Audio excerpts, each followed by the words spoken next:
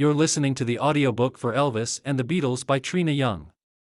Copyright 2018. All rights reserved. Chapter 4, The King vs. the Fab Four. Question: What do you think of the comment that you're nothing but a bunch of British Elvis Presleys? Reporter at 1964 Beatles New York press conference. In 1961, Elvis Presley was asked to perform in London at the Royal Variety Performance, an annual televised show in the UK which raises money for the Royal Variety charity. Senior members of the British royal family attend the event, with the Queen of England attending every few years. According to one music historian, Elvis turned down the invitation because Colonel Parker insisted that Presley be presented to Her Majesty. Such a condition was out of the question. The Colonel did not realize that the stars in the show are usually presented to the royal party before the performance. If the Queen was attending that night, Presley would most likely have met her. However, it turns out the Queen did not attend that year. Since Presley turned down the offer in 1961, he was never asked again. Just 2 years later, on November 4, 1963, the Beatles would bring down the house at the Royal Variety Performance as the 7th of 19 acts. Ironically, the Queen did not attend that year either. The Queen Mother and Princess Margaret attended in her place. John Lennon made the most memorable quote of the night when introducing the song, "Twist and Shout," quote, "For our last number, I'd like to ask your help. For the people in the cheaper seats, clap your hands. And the rest of you, if you just rattle your jewelry," unquote. The remark received laughter and applause from the audience as the camera cut to a smiling Queen Mother. The Queen Mother reportedly loved the performance. Quote, "It's one of the best shows I've seen," she said. "The Beatles are most intriguing," unquote. Earlier that year in January, the Beatles released their second single, "Please Please Me." George Martin predicted that this would be their first #1 hit in the UK, and he was proven right. Upon the success of their hit single, the Beatles were rushed into the recording studio to produce their first album titled Please Please Me. Finally, the Beatles were on their way to becoming the toppermost of the poppermost. The album hit #1 in the UK in April 1963 and remained there for 30 weeks, only to be replaced by their next album, With the Beatles. One of the songs included on With the Beatles was "Till There Was You," a song originally from the musical, The Music Man. In the movie version, Shirley Jones sings the song, but Paul McCartney, who sings the Beatles version, knew the song from Peggy Lee's 1961 cover, which was a minor hit in the UK. The Beatles performed the song live during the Royal Variety Performance in November 1963. McCartney introduced the song by saying, quote, "It's also been recorded by our favorite American group, Sophie Tucker," unquote, a joke aimed at Tucker's size, something Tucker often sang and joked about herself, which received laughter from the audience. However, Sophie Tucker, the legendary American vaudeville singer, had never recorded the song.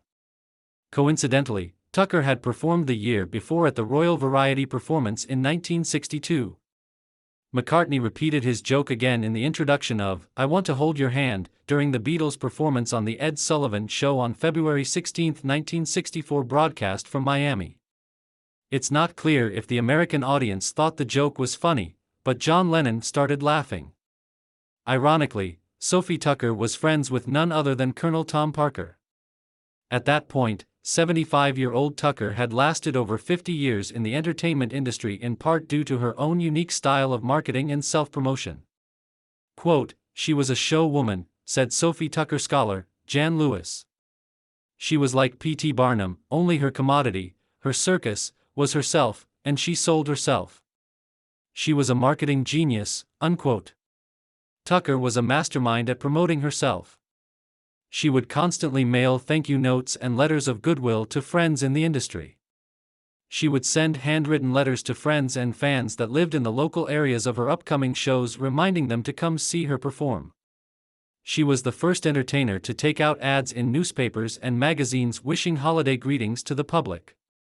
Quote, "If you shook her hand and said hello, you were in her book," described Tucker biographer Lloyd Ecker. It was a binder that eventually had 10,000 names in it. Before there was Facebook, there was Tucker Book, unquote.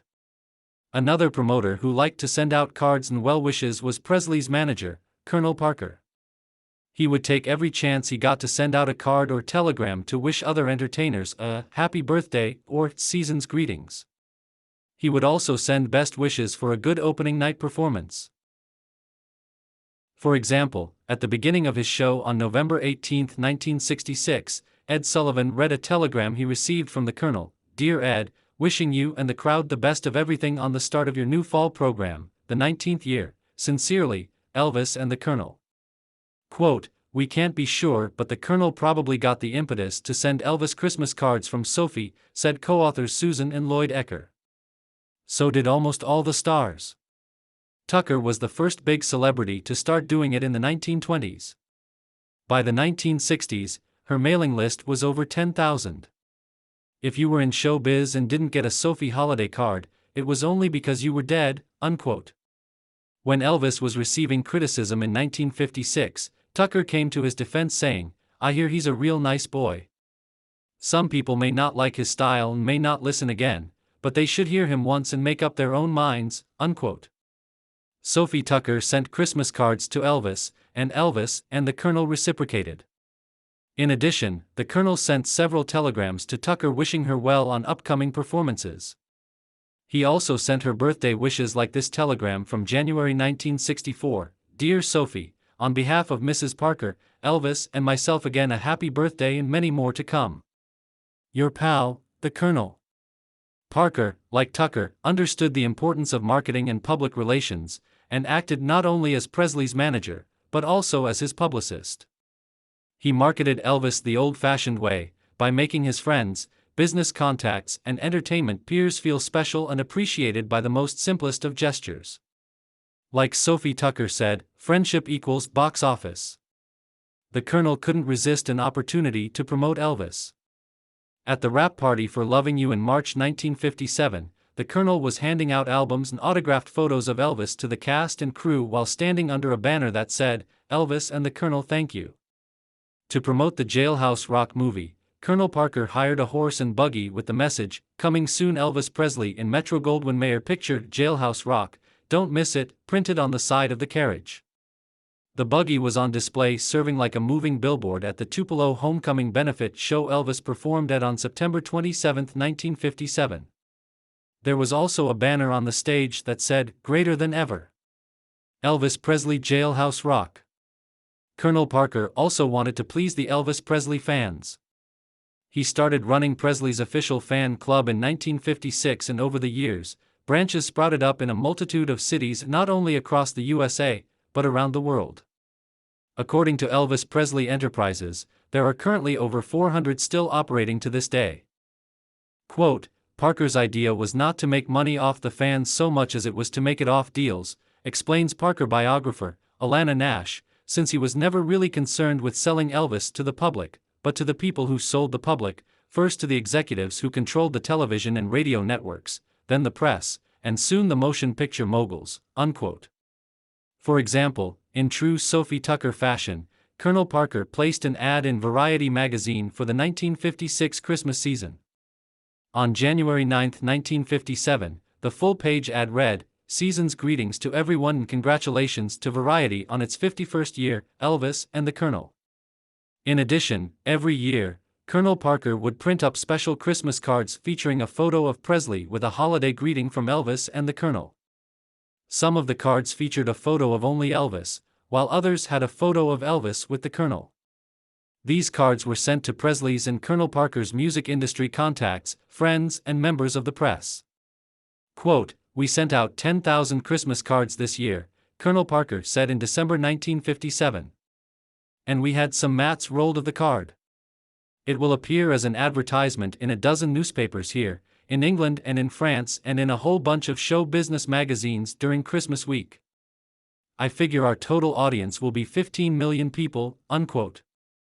In some instances, the cards were also shipped to record stores so that fans could acquire them, and that was no small undertaking. In December 1959, while Presley was still in the Army, Parker initiated a massive printing of Elvis Christmas cards, 1,250,000 to be exact, which were sent to all RCA Victor distributors. The fans could go to the RCA record dealers and get the cards for free. In December 1961, it was reported that Colonel Parker sent out 260,000 Elvis Christmas cards that year, including 2,000 cards sent to the press. In December 1962, Colonel Parker distributed 1,000 Christmas cards specifically in Hawaii. Brian Epstein also played a large role in publicity for the Beatles. He took the existing Beatles fan club, formed in 1961 in Liverpool, and hired the fan club secretary, Frida Kelly, to run the fan club through NEMS. In 1963, the headquarters was moved to London with a staff fronted by a fictitious secretary named Anne Collingham. Members received membership cards, photographs, newsletters, special offers, and of course, the idea suggested by Beatles publicist Tony Barrow, annual Beatles Christmas records. These special Christmas messages were recorded every year from 1963 to 1969, pressed on flexi discs and sent exclusively to all members of the official Beatles fan club, referred to by the Beatles as Beatle People. Quote, "We would be creating a precious souvenir that people would show off to envious friends and probably prize for a lifetime," explained Barrow. "No other pop or rock stars had given away a gift like this, so we could bank on favorable publicity all the way around," unquote. These records were short messages combined with light-hearted songs showcasing the Beatles' humor and sent out every year for the holiday season. They were a genuine thank you to fans for buying their records, joining their fan club and coming to their concerts during the year, along with plenty of clowning around.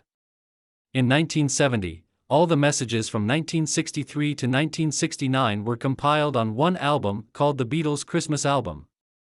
This album was sent only to official Beatles fan club members. In 2017, Apple finally released the Christmas records on vinyl to the public. While the fan club was not profitable, it was subsidized by Brian Epstein and the Beatles. The club reached a peak of 80,000 members in 1965. Meanwhile, unofficial branches of the fan club opened up all over the world. The London office closed in the late 1960s, and the club was again run by Frida Kelly in Liverpool. The club officially closed in 1972. Fan club secretary Frida Kelly was a true fan of the Beatles, and she went to great lengths, quote, "to keep fans happy, whether it was collecting hair on the floor after the barber cut their hair or getting Ringo to sleep on a pillowcase so she could send it back to the fan," said film producer Kathy McCabe. "The personal attention she gave was amazing. There's nothing like it now." As she says in the film Good Old Frida, "No one took these girls seriously, but I did because I was one of them," unquote. Throughout their career, the Beatles always showed appreciation for their fans and never took them for granted, at least from a public perspective. They were usually willing to sign autographs, and they even invited fans to attend their press conferences. Elvis was also known for his extremely generous attitude towards his fans. In the early days of his career, Elvis literally gave the shirt off his back to a fan. "My fans want my shirt? They can have my shirt," Elvis said in September 1957. "They put it on my back," unquote. Colonel Parker was skilled in business dealings the way Brian Epstein was not. The Colonel found every single way to earn money for Elvis and himself. For example, on September 10, 1957, the Colonel struck a deal with RCA where he and Elvis would be paid for every photograph of Elvis used on record sleeves. Elvis would get 75% and Colonel Parker would get 25%. RCA would have to pay $10,000 for the photos used on Presley's upcoming Christmas album and $6,000 for the EP. The deal became the model for all arrangements for album art in years to come. Surprisingly, inflation did not play a role in the fee the Beatles were paid for performing on The Ed Sullivan Show in February 1964. When compared to the amount Elvis Presley was paid, $50,000 for 3 performances from late 1956 to early 1957, the Beatles worked for peanuts, a measly $10,000 for 3 shows. The fact is the Beatles were paid 5 times less than the king of rock and roll for the same number of appearances 8 years later. Was it simply due to the superior management skills of Presley's manager, Colonel Tom Parker, compared to the Beatles' manager, Brian Epstein, or were additional circumstances at play? In less than a year from late 1955 to mid-1956, Colonel Parker had catapulted Presley's career by negotiating a record contract with RCA Victor, getting him national exposure on television and securing a movie contract in Hollywood. However, Ed Sullivan, who had the biggest variety show on TV, had declared that Elvis would never appear on his show due to Presley's perceived obscenity by the establishment. But Sullivan changed his mind and the Steve Allen Show beat him in the ratings due to Presley's appearance on July 1, 1956. Having the upper hand, Colonel Parker was able to negotiate the highest fee ever paid to an act by Sullivan at that point in time, increasing the fee from $5,000 to over $16,000 per show. Elvis appeared 3 times over a 5-month period from September 1956 to January 1957. For the Beatles, the circumstances were a bit different. The Beatles had never performed on U.S. television before. Knowing that the Beatles had been rejected by Capitol Records for a year, which stalled their American exposure, Brian Epstein wanted to make sure the Beatles' first U.S. television appearance made as big an impact as possible. Epstein was willing to accept a lower payment in exchange for the Beatles receiving top billing for 3 consecutive Sunday nights during the month of February 1964. In Brian Epstein's view, the benefits of such exposure far outweighed the importance of immediate money.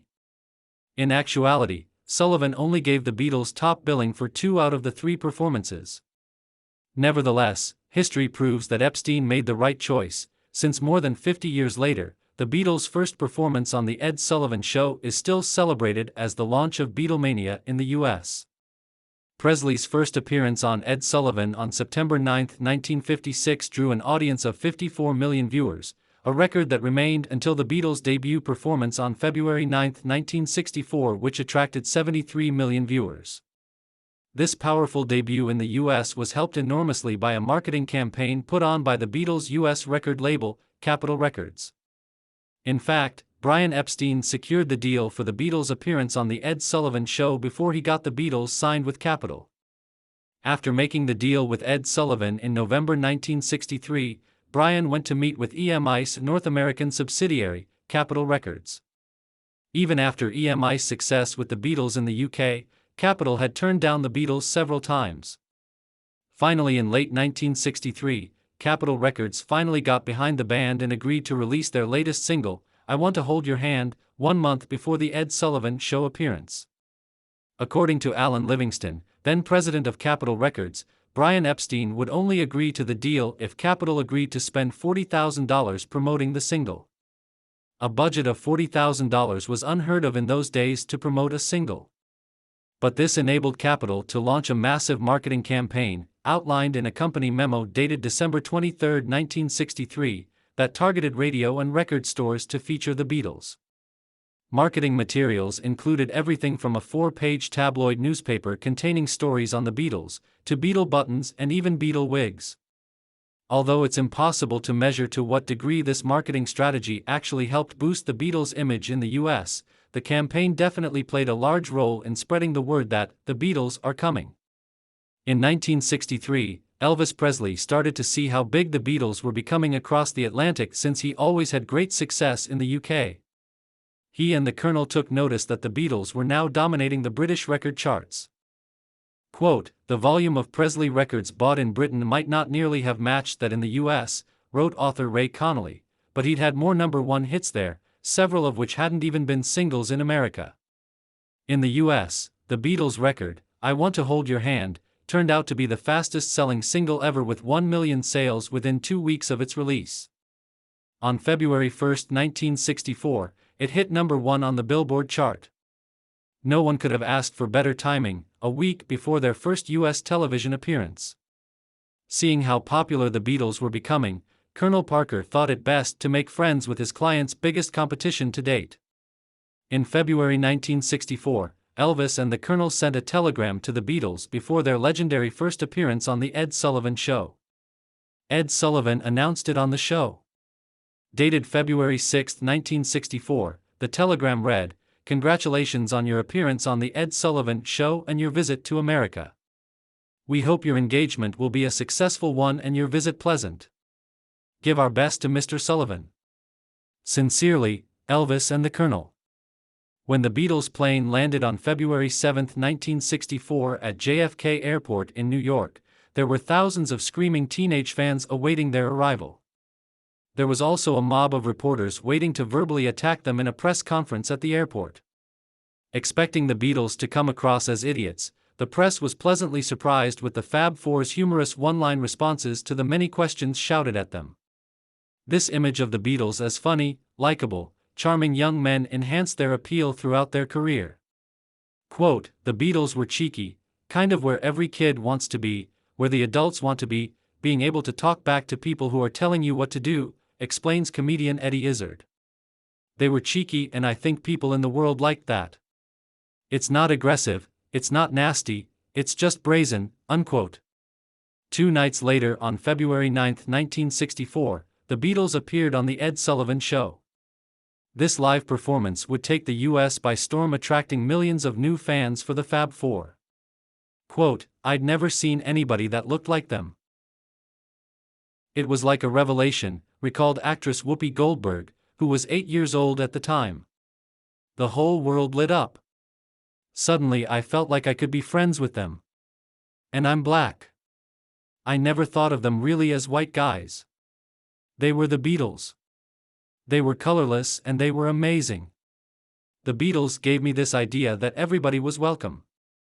I can look the way I want, I can be the way I want, and it's okay, and I got that specifically from them," unquote. The Beatles had become the first British band to conquer America, and many bands tried to follow on the heels of their success. Their US television debut had a lasting influence on the next generation of future musicians, similar to the impact Elvis had when he appeared on the show in 1956. Quote, "My picture of Elvis was the American dream," recalled Tom Petty in 2014. "This was a kid from the South who had broken all the rules, who had become his own man, looked like he did whatever he wanted, whether adults liked it or not. Laughs, but that didn't look like something you could be to me. To be Elvis, no one's ever pulled that off. But the Beatles, that looked like something that could be done to me. These people look like they're self-contained. They're making music that they wrote themselves, and they look like they're really good friends and they're having a lot of fun," unquote.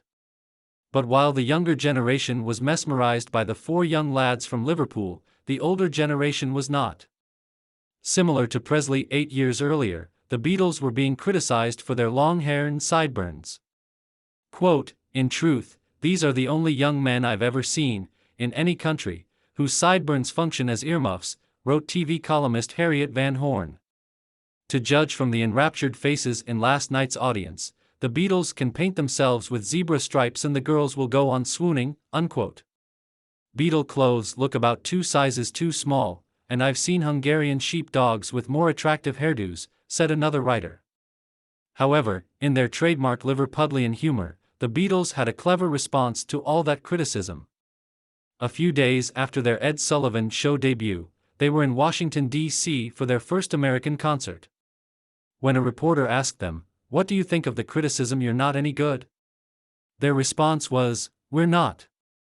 Meanwhile, a week later, Elvis commented on the Beatles during an event in Long Beach, California.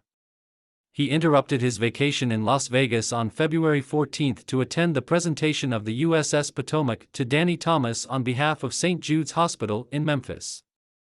The Colonel purchased the retired yacht for $55,000 in Elvis's name specifically to donate to one of Presley's favorite charities. During the presentation, Elvis and Danny Thomas took questions from reporters. Elvis was asked what he thought about the Beatles. "I've heard of them, about a year before," Presley replied. "The first time I saw them was on the Ed Sullivan Show and the Colonel and I wished them the best of luck over here. Because if these young people can come over here and do well, regardless of what crowd they impress, well, more power to them, really. Because I'm only glad of the success that I have had. And I couldn't be envious of some other young, or new guy that's trying to make it too. Because as the old saying goes, I've been down that road before," unquote. At the event, a reporter handed Elvis a Dutch magazine which contained an article about the Beatles.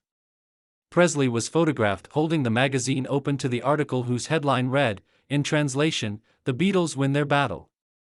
Fueled by the media, February 1964 was the start of the perceived rivalry between Elvis and the Beatles.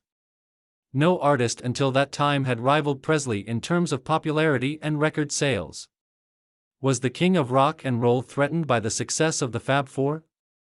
On the surface, it appeared not. In January 1964, on anticipation of the Beatles' upcoming visit to the States, Elvis sent a telegram to Colonel Parker that read, regarding the Beatles: "I feel the same way as you feel about them. I just hope the fans over here are as good to them as the fans in England are to me. Sincerely yours, Elvis Presley." During their first visit to America, the Beatles took time out to go see Presley's movie Fun in Acapulco at a drive-in theater during their stay in Miami Beach. In just a few weeks, they would begin filming their very own movie, A Hard Day's Night. Many executives in the entertainment industry thought that while the Beatles were hot at the moment, their popularity would eventually fade. In fact, that is why United Artists wanted the Beatles to make a movie immediately. United Artists was afraid that the Beatles' popularity would diminish in 6 months, so they wanted to capitalize on releasing a movie soundtrack by the Beatles as soon as possible. The actual movie was not important to them in the scheme of things. Luckily, A Hard Day's Night was made by filmmakers who did care and who wanted to make a substantial film, not just a subpar vehicle for the band to perform. The filmmakers, led by director Richard Lester and producer Walter Shinsen, recognized the Beatles for their talent as well as their charm and set out to preserve their image on film. As a result, a movie that was rushed into production ended up contributing to the longevity of the Beatles as a musical phenomenon. A Hard Day's Night was based on a real day in the life of the Beatles. The screenwriter actually spent 2 days with the band on a trip to Dublin and observed how the lads handled their duties as rock stars, including their interactions with the press. The film followed a fictional journey of the boys in different situations, like trying to escape crowds of fans, attending a press party, and rehearsing and performing on a TV show. The public's perception of the Beatles was greatly influenced by the film. The critics praised the film and the Beatles' natural talent for slapstick comedy, calling them the Marx Brothers of the 1960s. One critic called the film the Citizen Kane of jukebox musicals. As a result, A Hard Day's Night had a huge impact not only on the Beatles' career, but on popular culture as a whole. Quote, 50 years later, A Hard Day's Night is still looked upon as a landmark in film and the forerunner to MTV with its innovative freestyle of filmmaking, unquote, wrote author Marshall Terrell. A Hard Day's Night held the 13th spot in the top movies of 1964, ranked by Variety, only 2 slots behind Viva Las Vegas, Elvis Presley's highest-grossing movie of all of his 31 feature films, which also happened to be released in the summer of 1964. However, for all-time box office earnings, A Hard Day's Night and the Beatles' second film, Help, both surpassed Viva Las Vegas. Quote, I started to let my hair grow while I was watching the movie, recalled movie critic Roger Ebert. I don't think that people often go to the movies and have their ideas change. But I think people can go to the movies and have their feelings change. And those feelings lead to ideas. A Hard Day's Night is obviously not a political film in an overt way. Yet out of A Hard Day's Night came the 60s, unquote. After A Hard Day's Night, the names of all 4 Beatles were cemented in people's minds, and the personality stereotypes that were depicted in the film for John, Paul, George and Ringo individually would follow them throughout their career. John, the sarcastic, quick-witted leader; Paul, the cute, clever peacemaker; George, the wry, sly humor; and Ringo, alone in the back, always separate and yet everybody's favorite. The Beatles did not consider themselves actors or necessarily have a desire to be actors when they made A Hard Day's Night, and yet all 4 would pursue acting and/or filmmaking opportunities in the future. The first was John Lennon, who would co-star in the 1967 film, How I Won the War. However, Elvis Presley had a much bigger goal when it came to Hollywood. He wanted to be a full-on movie star. In August 1956, Presley would declare that acting was his greatest ambition. A major factor in cementing the partnership between Elvis Presley and his manager, Colonel Tom Parker, was when Elvis got his first movie contract. Elvis had worked in a movie theater as a teenager and dreamed of appearing on screen like his movie idols Tony Curtis, Marlon Brando and James Dean. He memorized the dialogue word for word to all his favorite movies, including Rebel Without a Cause. In Presley's view, a singing career was the first step to his ultimate goal of becoming a movie actor, similar to the career paths of Frank Sinatra and Dean Martin. Colonel Parker was a shrewd businessman who would do anything to further the career of his new client. When Elvis told the Colonel that he wanted to be a film actor, the Colonel set out to get Presley a movie contract. However, there was one major obstacle: how to get Hollywood producers interested in a young, new singing star with no acting experience. In March 1956, Presley's star was rising fast with Heartbreak Hotel at the top of the charts and 6 popular appearances on the Dorsey Brothers stage show. While film producer Hal Wallace had expressed an interest in Presley, getting Elvis a movie contract at this point in time was by no means a done deal. To persuade Hollywood that they needed Elvis, Colonel Parker came up with a brilliant, yet simplistic strategy to let the fans do the talking. According to George Klein, the Colonel would hand out questionnaires at Presley's shows asking the fans if they wanted to see Elvis in the movies and how often they would go. With the help of members of Elvis's entourage, the Colonel would collect bundles of the survey sheets at the shows and send them to producer Hal Wallace in Hollywood. The combination of being inundated with these sheets and seeing Elvis perform on stage show was enough for Wallace to schedule a screen test with Presley. At his first meeting with Wallace, Elvis explained, "My ambition has always been to become a motion picture actor, a good one, sir." Wallace, who worked with Paramount Pictures, would go on to produce 9 out of Presley's 31 feature films. Coincidentally, the day Elvis had his first screen test with Wallace, March 26, 1956, was the same day that he officially signed his exclusive management contract with Colonel Parker. On April 2, 1956, Elvis signed a 7-picture contract with Paramount Pictures. The success of Presley's first 3 movies released in the mid to late 1950s, Love Me Tender, Loving You and Jailhouse Rock, were proof to everyone that Elvis had a future in Hollywood. With the rapidly changing trends in rock and roll, Elvis was worried that his success in the music business would fade after being gone for 2 years of service in the Army, but he believed that acting could offer him a more stable foundation in show business. In one of his first interviews out of the Army in March 1960, Elvis responded to a question about his upcoming movies, quote, "I'd like to do a little more of a serious role, because my ambition is to progress as an actor, which takes a long time and a lot of experience," unquote. Then Elvis confirmed that acting was his ultimate ambition. "At the present time, it really is. That's what I want to do." Although Elvis also promised that he would never give up singing. Over the years, Elvis and the Colonel had different viewpoints on what type of movie roles Elvis should play. Elvis wanted to take on more serious roles, while Colonel Parker followed the "don't mess with success" philosophy to keep churning out the formulaic musicals that the public wanted. In 1962, Elvis told then-girlfriend, Priscilla, "From now on, I plan to keep my singing career and my acting career strictly separate," unquote. However, that pipe dream never came to pass. When all was said and done, Elvis had achieved his lifelong ambition to become a successful movie actor, even though the films did not always provide fulfilling roles. Whether he liked it or not, Elvis's on-screen image as a happy-go-lucky singing ladies' man helped him become one of the biggest movie stars of the 1960s. On February 18, 1964, 2 days after their second performance on The Ed Sullivan Show broadcast from Miami, the Beatles went to see boxer Cassius Clay, soon to be known as Muhammad Ali, at the Fifth Street Gym. Clay was his training for his upcoming fight with champion Sonny Liston. The meeting served as a clever publicity stunt, offering some great photo opportunities. The Beatles clowned around with Clay inside the ring and seemed happy to play stooge to the Louisville Lip, as the Daily Mail proclaimed. Clay, a poet in his own right, made up a clever rhyme on the spot, and recited it in front of all the press. Quote, "When Sonny Liston picks up the papers and sees the Beatles came to see me, he will be angry.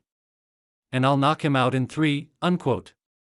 Maybe the Beatles were a good luck charm, because Clay, the underdog at age 22, went on to beat Liston and become the heavyweight champion of the world. Little did the Beatles realize that they had one thing in common with Ali: he was a huge Elvis fan. In the 1970s, when asked who his favorite singer was, Ollie said that Presley was his second favorite only to Sam Cooke. Quote, "When I was 15 years old and saw Elvis on TV, I wanted to be Elvis," recalled Ollie. "Other kids in the neighborhood were listening to Ray Charles and James Brown, but I listened to Elvis. I admired him so much and I decided that if I was going to be famous, I'd do it just like him. He's one of the reasons I wanted to entertain people and be loved by the people and make the girls admire me so much," unquote. As a young teenager, Ollie was influenced watching Elvis become successful during his breakthrough year of 1956. Quote, "Do you remember that Elvis said when he became famous the one thing he wanted to do was buy his mother a car?" Ollie said to friend, Tim Shanahan. "He bought her a pink Cadillac. Then he bought his mother a house. When I heard Elvis say that, that made me want to do the same thing," Ollie continued. "After my first pro fight, I bought my mother a pink Cadillac. And after my second fight I bought my folks a house. Just like Elvis," unquote. On April 4, 1964, the Beatles set a record by holding the top 5 spots on the Billboard US Singles Chart all at the same time. This is the only time in history that an artist has achieved this. The singles were, from number 1 to number 5, "Can't Buy Me Love," "Twist and Shout," "She Loves You," "I Want to Hold Your Hand," and "Please Please Me." The Beatles also had 7 more singles in the Billboard Hot 100 that week.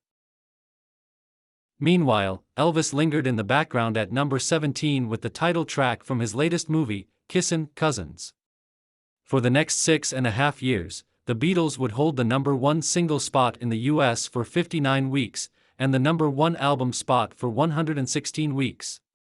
But that doesn't mean Elvis immediately became irrelevant, far from it.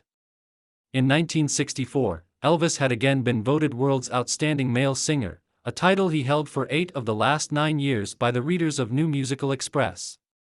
At the NME Pole concert in London on April 26, 1964, Elvis sent a special recorded message to his UK fans. Quote, "I'm sorry I can't be with you all for the New Musical Express Pole concert. But I'd like to congratulate all the winners and I'd like to thank you for including me," unquote. The Beatles performed at that concert and were introduced for their achievements as the top British vocal group, top 4 records of the year and the world's leading vocal group. Meanwhile, at the end of his recorded message, Elvis said, "I'd like to wish the Beatles much continued success, as well as the other great recording artists in England. Thank you." While Presley was always gracious to the Beatles in public, the Beatles versus Elvis rivalry was sometimes encouraged for promotional purposes by the record companies. For example, in Australia some radio stations aired Presley versus the Beatles contests, and one station sponsored Presley Day where Elvis records were played every 15 minutes. At the end of 1964, Elvis was back at number 1 on the charts in Australia. 1 year before they would meet, Elvis and the Beatles joined forces in a sense when the Beatles requested that Bill Black's combo be part of their US tour in 1964. Sadly, at that point, Black, Presley's former bass player, himself was too ill to participate. He would die a year later.